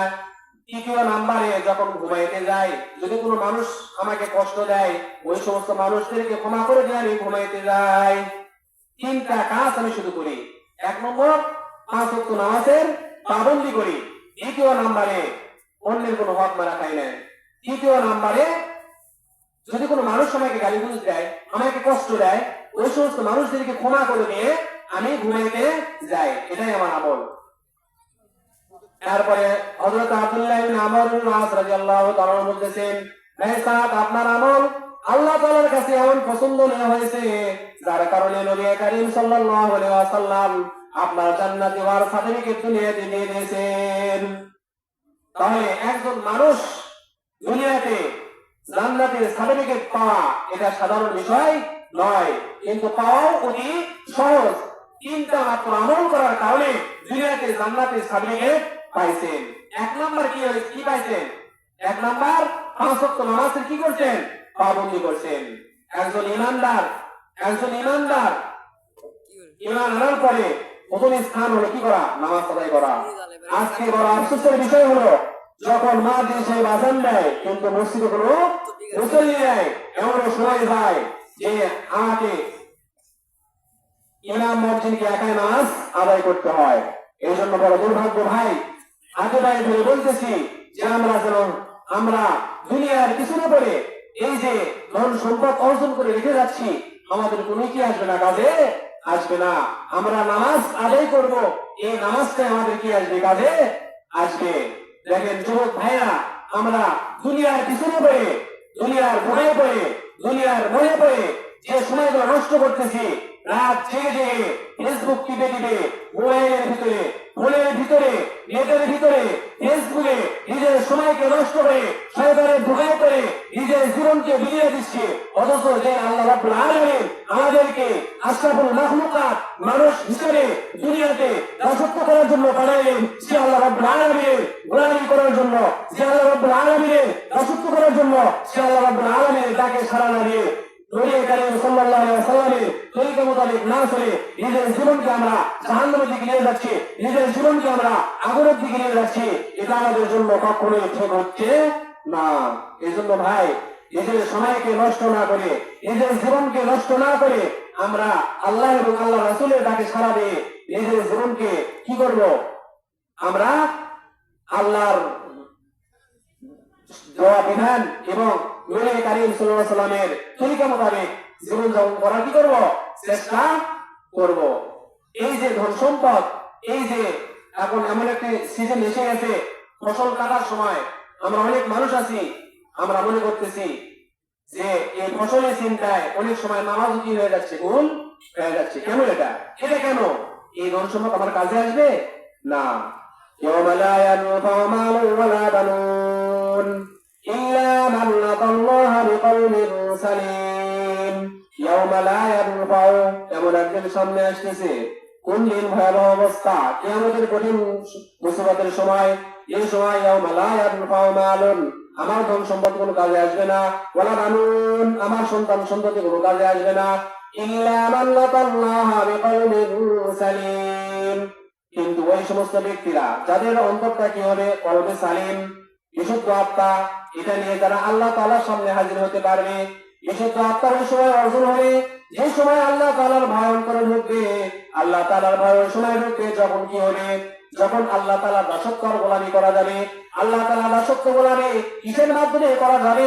5 ওয়াক্ত নামাজ পড়ার মাধ্যমে করা যাবে, রমজানের রোজা রাখার মাধ্যমে করা যাবে, হজ করার মাধ্যমে করা যাবে, যাকাত দেওয়ার মাধ্যমে করা যাবে, নফল ইবাদত করার মাধ্যমে করা যাবে এবং কোরআন তেলাওয়াত করার মাধ্যমে করা যাবে। অন্যের হক মারা খাওয়া যাবে না এবং হারাম থেকে বেঁচে থাকতে হবে। এই সমস্ত কার্যক্রম যদি কোনো ব্যক্তি করে দেয়, তাহলে আল্লাহ তাআলার দাসত্ব গোলামি পরিপূর্ণভাবে আদায় হবে। আল্লাহ তাআলার দাসত্ব আর গোলামি যদি পরিপূর্ণভাবে আদায় হয়ে যায়, তাহলে আল্লাহ তাআলার ভয় তার অন্তরে ঢুকে যাবে। আল্লাহ তাআলার ভয় যদি অন্তরে ঢুকে যায়, তাহলে তার তাকওয়া অর্জন হবে। আর যাই ব্যক্তির ভিতরে তাকওয়া অর্জন হয়ে যাবে, তার আত্মাটা কি হয়ে যাবে, বিশুদ্ধ হয়ে যাবে। এই জন্য আল্লাহ তাআলা বলেছেন, ইয়াওমা লা ইয়ানফাউ মালুন ওয়ালা বানুন ইল্লা মান আতাল্লাহা বিকলবিন সালিম। কিয়ামতের কঠিন মুসিবতের সময় আমার ধন সম্পদ, আমার সন্তান সন্ততি, যাদের জন্য এই সমস্ত সম্পদ জমা করে রাখতেছি, যাদের জন্য এই সমস্ত ফসলগুলো জমা করে রাখতেছি, যাদের জন্য টাকা পয়সা ব্যাংকে জমা করে রাখতেছি, তারা আমার কোনো কাজে আসবে না, আমাকে চিনবে না। আমি কে তার পিতা, আমাকে চিনবে না। আমি কে তার সন্তান, আমাকে চিনবে না। আমি কে তার স্বামী, আমাকে চিনবে না। আমি কে তার স্ত্রী, আমাকে চিনবে না। আমাকে শুধু চিনবে কে? বিশুদ্ধ আত্মা দিয়ে যে হাজির হতে পারবে। বিশুদ্ধ আত্মা কার হবে? যে আল্লাহকে ভয় করবে। যে আল্লাহকে ভয় করবে সে আল্লাহ তাআলার গোলামি করবে। আর আল্লাহ তাআলার গোলামি ইবাদত করার মাধ্যমে অর্জন করা যায়। এই যে একটার সাথে আরেকটা সম্পর্ক, এটা সবগুলার মূল হলো এটাই যে দুনিয়াতে আল্লাহ তাআলা আমাদেরকে পাঠাইছেন, আমাদেরকে আল্লাহ তাআলা কি করতে হবে? গোলামি করতেই হবে। আমি যদি গোলামি করি, মৃত্যুবরণ করতে হবে। গোলামি না করলেও আমাকে মৃত্যুবরণ করতে হবে। আমি যদি সুখে থাকি, আমাকে মৃত্যুবরণ করতে হবে। দুঃখে থাকলেও আমাকে মৃত্যুবরণ করতে হবে। আসলেও আমাকে মৃত্যুবরণ করতে হবে। কাঁদলেও আমাকে মৃত্যুবরণ করতে হবে। ইসলামকে গ্রহণ করলেও আমাকে মৃত্যুবরণ করতে হবে। ইসলামকে গ্রহণ না করলেও আমাকে মৃত্যুবরণ করতে হবে। সুখে থাকলেও মৃত্যুবরণ করতে হচ্ছে, দুঃখে থাকলেও মৃত্যুবরণ করতে হচ্ছে, অসুস্থ থাকলেও মৃত্যুবরণ করতে হচ্ছে, সুস্থ থাকলেও মৃত্যুবরণ করতে হচ্ছে। তাহলে মৃত্যুর হাত থেকে কেউই রেহাই পাচ্ছে না। আমরা মনে করতেছি এই ধান, এই ফসল আমার না, এটা কার? লাহু মা ফিস সামাওয়াতি ওয়া মা ফিল আরদ, আসমান জমিনের মাঝখানে যা কিছু আছে, ওয়া বাইনাহুমা, আসমান জমিনের মাঝখানে এবং আসমান জমিনে যা কিছু আছে এগুলো কার? আল্লাহ তাআলার। ওয়া মা তাহতাস সারা, এমনকি জমিনের সাত এবং জমিনের নিচে যা কিছু আছে সবকিছুই আল্লাহ তাআলার। এটা আমার আপনার বলতে কিছুই নাই। আমার একটা হাত যদি কেটে ফেলে দেওয়া হয়, আমার হাত নাই। আমার যদি একটা পা কেটে ফেলে দেওয়া হয়, আমার পা নাই। আমার যদি মাথা কেটে ফেলে দেওয়া হয়, আমার মাথা নাই। আমার যদি চক্ষু কেটে ফেলে দেওয়া হয়, আমার চক্ষু নাই। আমার যদি নাক কেটে ফেলে দেওয়া হয়, আমার নাক নাই। আমার যদি মুখ কেটে ফেলে দেওয়া হয়, আমার মুখ নাই। আমার যদি কান কেটে ফেলে দেওয়া হয়, আমার কান নাই। এরকম করতে করতে প্রত্যেকটা অঙ্গই যদি শেষ করে দেওয়া হয়, তাহলে মানুষ মানুষ হিসাবে থাকে না, কি হয়ে যায়? একটা সবগুলি অঙ্গ পতঙ্গের মাধ্যমে একটা মানুষ সৃষ্টি হয়ে যায়। একটার পর একটা বাদ দেওয়ার কারণে তার কি থাকে না? কোনো মূল্য থাকে না। তারপরেও এগুলো সেট করার পরে একটা মানুষ সৃষ্টি হয়ে গেল। এই মানুষের করণীয়টা কি? এই সমস্ত অঙ্গ পতঙ্গের করণীয়টা কি? যে অঙ্গ পতঙ্গকে আজকে ঠান্ডার কারণে এরকম সুন্দর পোশাক লাগাইছি, এরকম সুন্দর চাদর পরছি, এরকম সুন্দর জ্যাকেট পরিধান করছি, এই অঙ্গ একদিন আমার বিরুদ্ধে সাক্ষী দেবে। যদি এই সঠিক পথে ব্যয় না করি, এই অঙ্গ আমার বিরুদ্ধে সাক্ষী দেবে। যে এই হাত বলবে اليوم نختم على أفواههم وتكلمنا أيديهم وتشهد أرجلهم بما كانوا يكسبون। এমন একদিন সামনে আসতেছে ভয়াবহ অবস্থা, যেই সময় আমার এই জবান কোনো কথা বলতে পারবে না, আমার এই হাত কথা বলবে যে আল্লাহ এই হাত আমাকে কি করছে? সঠিক পথে ব্যয় করে নাই, আমাকে খারাপ পথের দিকে নিয়ে গেছে। এই পা বলবে হে আল্লাহ আমাকে খারাপ পথের দিকে নিয়ে গেছে। এই চক্ষু বলবে হে আল্লাহ আমাকে অন্য পথের দিকে নিয়ে গেছে। এই মাথা বলবে আমাকে অন্য দিকে খাটাইছে। এই ব্রেনটা কোথায় খাটাইছে? খারাপ পথের দিকে খাটাইছে। এরকম প্রত্যেকটা অঙ্গ পতঙ্গ যাদেরকে এত যত্ন করে রাখছে, এরকম লাশ সাবান দিয়ে সুন্দর করে পরিষ্কার করছি, শীতের সময় সুন্দর পোশাক পরিধান করাইছি, এই সমস্ত অঙ্গ পতঙ্গ আমার বিরুদ্ধে সাক্ষী দেবে। এই সময় আমার পাশে কেউ থাকবে না। এই অঙ্গ পতঙ্গ আমার বিরুদ্ধে সাক্ষী দিচ্ছে, এই সন্তান সন্ততি আমার বিপক্ষে সাক্ষী দিচ্ছে, এই ধন সম্পদ আমার বিপক্ষে সাক্ষী দিচ্ছে। তাহলে আমি বলতে আমার কিছুই নাই। যদি এটাই হয়ে থাকে, ও সম্মানিত হাজিরিন, অনেক দূর দূরান্ত থেকে আমরা আসছি এখানে কিসের জন্য? দিনের কিছু কথা শোনার জন্য। এই দিনের কথা শুধু আমরা আমলের নিয়তে শুনবো, এটা আমাদের উদ্দেশ্য না, অন্য কিছু নয়। আমরা শুধু আসছি এখানে কিছু দিনের কথা, যে এটার মাধ্যমে আমরা আমল করব। যদি আমল করতে হয়, যদি আমাদেরকে মৃত্যুবরণ করতে হয়, তাহলে সেই আল্লাহ তাআলা যিনি আমাদেরকে সৃষ্টি করেছেন, এছাড়া আমাদেরকে কোনো কি নাই। বাঁচার মতো কোনো দুনিয়াতে কোনো মানুষ আমাদেরকে বাঁচাইতে পারবে না। যদি সে যদি আমাদেরকে মেরে ফেলেন, তাহলে দুনিয়াতে কোনো মানুষ আমাদেরকে বাঁচাইতে পারবে না। যদি আমাদেরকে তিনি বেঁচে রাখেন, তাহলে দুনিয়াতে কোনো মানুষ আমাদেরকে মারতে পারবে না। যে মহান আল্লাহ তাআলা, যে প্রভু, যে রব্বুল আলামিন আমাদেরকে এত সুন্দর একটা দেহ বানাইলেন, যে দেহ আমার বিপক্ষে সাক্ষী দিচ্ছে, যে আল্লাহ রাব্বুল আলামিন আমাদেরকে সন্তান সন্ততি দান করলেন, পরিবার পরিজন দিলেন, যে পরিবার পরিজন আমাদের বিপক্ষে সাক্ষী দিচ্ছে, যে ধন সম্পদ এত কষ্ট করে শীতের সময় রাত্রি জাগরণ করে জমা করে রাখলাম, কিন্তু সেই ধন সম্পদ আমার বিপক্ষে সাক্ষী দিচ্ছে। কেন তাদের পিছনে পড়ে? কেন তাদের ধোকায় পড়ে? দুনিয়ার পিছনে পড়ে আমাদের সময়কে নষ্ট করে, মসজিদটাকে সাড়া না দিয়ে আমরা সময় নষ্ট করতেছি। এই জন্য ভাই আমাদেরকে বুঝতে হবে, জানতে হবে। এমনকি যে সমস্ত ভাইয়েরা দেখা যাচ্ছে মাথার চুল পেকে গেছে, নিজের গায়ের চামড়া ঝুলে গেছে, বিদ্ধ হয়ে গেছে, নিজের নাতি নাতনি বিদ্ধ হয়ে গেছে, কি করতেছে? মসজিদের পাশে, বাজারে, বিভিন্ন জায়গাতে চা স্টলে চা খাচ্ছে। কিন্তু আজান হয়ে যদি বলা হয় যে ভাই আজান হয়েছে, চাচা আজান হয়েছে, দাদা আজান হয়েছে, আমরা মসজিদে আসি, কিন্তু আমরা অন্যদিকে চলে যাই। দুনিয়ার পয়সা, অশ্লীল, বেহায়াপনা, নির্লজ্জ কাজের ভিতর, কথার ভিতর লিপ্ত হয়ে থাকি, কিন্তু আমরা মসজিদটাকে সাড়া দেই না। মসজিদ গণের সময় যদি 1 মিনিট 2 মিনিট টাইম পার হয়ে যায়, মসজিদকে গালিগালাজ করি। কেন এটা কেন? মসজিদ হলেন আল্লাহ তাআলার পেশ সচিব। আল্লাহ তাআলার পেশ সচিব। পেশ সচিব বলা হয়, মন্ত্রীর সভায় মিটিং হয়, যে বিলটা পাস হয়, যে কথা পাস হয়, এই কথাটা কি করা হয়? মিডিয়ার কাছে প্রচার করে, তাকে প্রেস সচিব বলা হয়।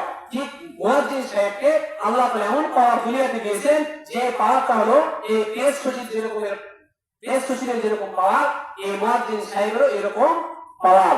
আল্লাহ তাআলার পক্ষ থেকে আল্লাহু আকবার, আল্লাহু আকবার, আশহাদু আল্লা ইলাহা ইল্লাল্লাহ, আশহাদু আন্না মুহাম্মাদার রাসূলুল্লাহ। মুয়াজ্জিন সাহেব কি বলতেছে? আসো আমার বাড়ির কাজ করার দরকার, আসো আমার ফসলগুলা কি করে দাও, মারাই করে দাও। না, কখনোই বলতেছে না। মুয়াজ্জিন সাহেব বলতেছে আল্লাহ সবচাইতে বড়, মুহাম্মদ সাল্লাল্লাহু আলাইহি ওয়াসাল্লাম আল্লাহ তাআলা বিরোধী রাসূল, আসো কল্যাণের দিকে আসো, আসো কামিয়াবের দিকে আসো, ঘুমাইতে নামাজ উত্তম।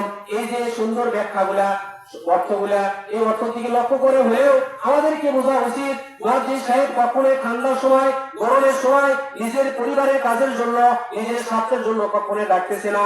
এনাকে আল্লাহ তাআলার পক্ষ থেকে মানুষের মাধ্যমে কোনো একটা মসজিদে, কোনো একটা মাদ্রাসা নিযুক্ত করা হয়েছে। সে সে মোতাবেক কি করে, 5 ওয়াক্ত নামাজের আহ্বান করে, ডাক দেয়, এই মুমিন ব্যক্তিরা তোমরা আসো, কল্যাণের জন্য আসো, আমরা একসঙ্গে সারিবদ্ধ হয়ে নামাজ আদায় করে আমরা সকলে জান্নাতের দিকে চলে যাব। এই জন্য কেউই আমরা জাহান্নামে যাব না। এই কারণে মুয়াজ্জিন সাহেব 5 ওয়াক্ত নামাজ কি করেন, আমাদেরকে মাইকে ডাক দেন যে ভাই আসি আমরা কি করি, নামাজ আদায় করি। নামাজ আদায় করলে আমরা কি হতে পারবো, কামিয়াবি হতে পারবো। আমার সন্তান আমার কোনো কাজে আসতেছে না, আমার ধন সম্পদ আমার কোনো কাজে আসতেছে না, আমার অন্য কোনো ভাই আমার কোনো কাজে আসতেছে না, দুনিয়ার কোনো মাল সামানা আমার কোনো কাজে আসতেছে না, আমার শুধু কাজে আসছে নেক আমল। নেক আমলের ভিতরে সবচেয়ে গুরুত্বপূর্ণ আমল হলো ইমানদারের জন্য ইমান আনার পরে সেটা হলো কি করা, 5 ওয়াক্ত নামাজ আদায় করা। এই জন্য ভাই একটি কথা বললাম, সেটা হলো নামাজের বিষয়ে। একজন ইমানদার ইমান আনছে, ইমান আনার পরে তার প্রথম কাজ হলো নামাজ আদায় করা। পবিত্র কালামুল্লাহ থেকে ছোট্ট একটি সূরা তেলাওয়াত করেছি, ওয়াল আসরি ইন্নাল ইনসানা লাফি খুসর ইল্লাল্লাযীনা আমানু। প্রথম নাম্বার গুণ হলো ঈমান আনা, ঈমানের কথা কিছু বলছি, ওয়া আমিলুস সালিহাত। দ্বিতীয় নাম্বার গুণ হলো আমলে সালেহ করা, কি করা, আমলে সালেহ করা। ঈমানদারের প্রথম আমলে সালেহ হলো 5 ওয়াক্ত নামাজ আদায় করা। এই 5 ওয়াক্ত নামাজের সম্পর্কে কিছু কথা বললাম। তৃতীয় নাম্বার তাওয়াসাউ বিল হাক্কি ওয়া তাওয়াসাউ বিস সাবর, হক কথা বলা, সঠিক কথা বলা। চতুর্থ নাম্বারে অনেক বালা মুসিবত আসতে পারে, এর উপর ধৈর্য সবরের জামে ইখতিয়ার করা। এই 4টা গুণ যার ভিতরে আছে সে কি হতে পারে, কামিয়াবি হতে পারবে। হাদিসের অর্থ বলে শেষ করে দেব। قال رسول الله صلى الله عليه وسلم الكيس من دان نفسه وعمل لما بعد الموت والعاجز من اتبع نفسه وتمنى على الله। প্রকৃত জ্ঞানী ব্যক্তি ওই ব্যক্তি যে ব্যক্তি মৃত্যুর পরের জিন্দেগির জন্য দুনিয়াতে আমল করে, নামাজ আদায় করে, কি করে, দুনিয়াতে মৃত্যুর পরের জিন্দেগির জন্য দুনিয়াতে এই যে একটা পরীক্ষার হল, পরীক্ষার হলে লেখালেখি করা, কি করা, ইবাদত করা, এই কাজটা করে। এই হলো প্রকৃত জ্ঞানী ব্যক্তি। পরীক্ষার হলে যে লেখে না সে হলো পাগল, নাদান, বেকুব, জাহেল এই ব্যক্তি। পরীক্ষার হলে যদি কোনো ছাত্র না লেগে তাহলে এই গবেট দুর্বল, এর সমান দুর্বল আর কেউ হতে পারে না। একজন মেধাবী ছাত্র, একজন জকি ছাত্র, এই ব্যক্তি কি করবে, এই ছাত্রটা পরীক্ষার হলে সুন্দর করে লিখবে। ঠিক দুনিয়াটা পরীক্ষার হল, দুনিয়াটা পরীক্ষার হল। এই পরীক্ষার হলে যদি কোনো ব্যক্তি না লেখে তাহলে তার কি হবে না, ফলাফল ভালো হবে না। ঠিক এরকম ভাবে আমাদের কি করতে হবে, জ্ঞানী ব্যক্তি হয়ে দুনিয়াতে আখেরাতে কি করতে হবে, পাথর অর্জন করতে হবে। দ্বিতীয় নম্বরে ওয়াল আজিজু মান ইত্তাবা নাফসাহু হাওয়াহা ওয়া তামান্না আলাল্লাহ। দ্বিতীয় নম্বরে নাদান, জাহেল, বেওকুফ ওই ব্যক্তি যে ব্যক্তি মৃত্যুর পরের জন্য আমল করে না, আল্লাহ তাকে সাড়া দেয় না, মুয়াজ্জিনের তাকে সাড়া দেয় না, রাসূলের আনুগত্য করে না, আল্লাহর কোন হুকুম মানে না, এই ব্যক্তি সবচেয়ে জাহেল ব্যক্তি, এই ব্যক্তি সবচেয়ে নাদান ব্যক্তি, এই ব্যক্তি সবচেয়ে মূর্খ ব্যক্তি। এর আশা করে কি, ওয়া তামান্না আলাল্লাহ, আল্লাহর কোন হুকুম মানে না, রাসূলের আনুগত্য করে না, তার অন্তরে বিশ্বাস স্থাপন করে আমি কোথায় যাব, জান্নাতে যাব। পাগল, বেকুব, নাদান, জাহেল, এর সমান মূর্খ দুনিয়াতে আর কেউ হতে পারে না। একজন মানুষ দুনিয়াতে যদি আমল না করে, আল্লাহ তাআলা যদি রহমতের আশা করে, এর সাথে কোনো পাগল ব্যক্তি দুনিয়াতে আর কেউ হতে পারে না, বেকুব ব্যক্তি আর কেউ হতে পারে না। এই জন্য আল্লাহ তাআলা দুনিয়াতে পাঠাইছে আমল করার জন্য, আল্লাহ তাআলার ইবাদত করার জন্য। ইবাদত আমাদেরকে করতে হবে, প্রকৃত জ্ঞানী ব্যক্তি হতে হবে, আকলমন্দ ব্যক্তি হতে হবে। এই ব্যক্তি ওই ব্যক্তি হবে যে ব্যক্তি আল্লাহর হুকুম মেনে দুনিয়াতে আল্লাহর ইবাদত করবে। আর যে ব্যক্তি বেকুব হতে চায় সে আল্লাহর ইবাদত করবে না, অন্তরে বিশ্বাস স্থাপন করবে যে আমি জান্নাত পাবো। তবে ওই সময় ধোকার কাপড় যেরকম আস্তে আস্তে ময়লা আবর্জনা দূর করে, মৃত্যুর পর এরকম ফেরেশতাদের মাধ্যমে, আযাবের ফেরেশতাদের মাধ্যমে তার যে গুনাহ নামক ময়লা আছে, কত বছর জিন্দেগি, কত জিন্দেগি যে থাকতে হবে জাহান্নামের আগুনে, এটা কেউ বলতে পারে না। যার শুরু আছে কোনো শেষ নাই। এরকম ধোকার কাপড়ের মতো আশ্রায়া আশ্রায়া তার শরীর থেকে ময়লাগুলা দূর করে কতদিন পর যে আল্লাহ তাআলা তাকে জান্নাতে দিবে, এই কথা কি করা যাবে না, কেউই বলতে পারবে না।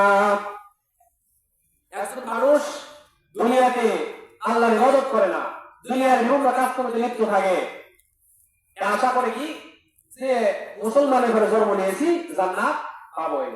তার ধারণাটা ভুল নয়। এই দিক দিয়ে তার অন্তরে কি আছে, ঈমানের লেশ আছে। মানুষের ইমানের আলোচনা অনেক বড় আলোচনা, এটা বলতে চাচ্ছি না, তারপরে বলতেছি যে একজন ইমানদার ব্যক্তির ইমান যখন সে ইবাদত বেশি করে তার ইমানের নূরটা এরকম কি হতে থাকে, বৃদ্ধি হতে থাকে। প্রত্যেকটি মানুষের ইমান কয়টা? একটা। একজন মানুষের ভিতরে একটা, আরেকজন মানুষের একটা, কিন্তু ইমানের যে নফসে ইমান যেটা, এটা কোনো কি হয় না, বৃদ্ধি হয় না। কিন্তু একজন আমলিয়াতের কারণে একজন মানুষ ইমানদার কিন্তু আমল করতে করতে করতে ইমানের যে নূর আছে এটা কি হয়ে যায়, এরকম বৃদ্ধি হয়ে যায়। এরকম ইমানের লেশ থাকার কারণে, ইমানদার হওয়ার কারণে আল্লাহ তাআলা মৃত্যুর পরে তাকে আযাবের ফেরেশতার মাধ্যমে অনেক কষ্ট দেওয়ার পরে কত বছর যে থাকতে হবে এটা কেউ বলতে পারবে না। এরপরে আল্লাহ তাআলা কি করবেন, যে মুসলমানের ঘরে জন্ম নিয়েছিল এখন কোথায় যায়? জান্নাতে যায়। কিন্তু এর আগে কত বছর থাকতে হবে কেউ বলতে পারবে? কেউ বলতে পারবে না। এই জন্য ওই বেকুব নাদান ব্যক্তির মতো না হয়ে আমরা যেন প্রকৃত আকলমন্দ জ্ঞানী ব্যক্তি হয়ে আমরা কি করতে পারি, যেন ইবাদত করতে পারি, আল্লাহর দাসত্ব করতে পারি, গোলামি করতে পারি। যে জামানায় পুষে গেছি, শেষ জামানা, আমাদের ফেতনার কোনো শেষ নাই। আমাদের ফেতনার জন্য একটি মাত্র জিনিসই, এই বস্তুটাই যথেষ্ট। এই মোবাইল আমাদের যুবক ছেলেদের, ছেলে মেয়েদেরকে এমন ভাবে নষ্ট করে দিয়েছে, আজকে ইহুদি খ্রিস্টানরা এই একটি মাত্র যন্ত্র দিতে তারা কি হয়ে গেছে, তারা জয়ী হয়ে গেছে। প্রত্যেকটি ঘরে ঘরে, প্রত্যেকটি মহল্লায়, প্রত্যেকটি গ্রামে, প্রত্যেকটি জেলায়, থানায়, দেশে, পৃথিবীর অল পৃথিবীতে তারা এই জিনিসটা বুঝে দেওয়ার কারণে তারা এখন ঘরে বসে চুপ করে বসে আছে। এখন মরে মুসলমান, তারাই কি লাগুক, গুনাহের ভিতর লিপ্ত হয়ে তারা কি কোথায় যায়, জাহান্নামে চলে যায়। এই জন্য ভাই হুঁশিয়ার, সাবধান। এই যে এই জিনিসটা, এটা কি আমাদের জন্য ভালোর দিকও আছে, খারাপের দিকও আছে। আজকে ছেলে মেয়ে নষ্ট হওয়ার মূল কারণ হচ্ছে এটা। এই জন্য আমরা খুবই সাবধান। আল্লাহ তাআলা আমাদের সকলকে, যতটুকু কথা বললাম, আমি বক্তা নই কিন্তু আমাকে বলা হয়েছে বিধায় কোরআন হাদিস থেকে যতটুকু পারলাম আলোচনা করলাম। বিশেষ করে নামাজের গুরুত্ব, যে আমরা যেন নামাজ, 5 ওয়াক্ত নামাজ আমাদের আদায় করি। আজকে আমরা নামাজ পড়তে পারি না, এটাই হলো দুর্ভাগ্য। আল্লাহ তাআলা আমাদের সকলকে 5 ওয়াক্ত নামাজ আমাদের সঙ্গে করানো হবে। আজান হয়েছে, আমরা সকলে মসজিদে যাবো, নামাজ আদায় করবো, এরপর আবার আমাদের দ্বিতীয় কার্যক্রম শুরু হবে। আমরা সকলে আবার চলে আসবো।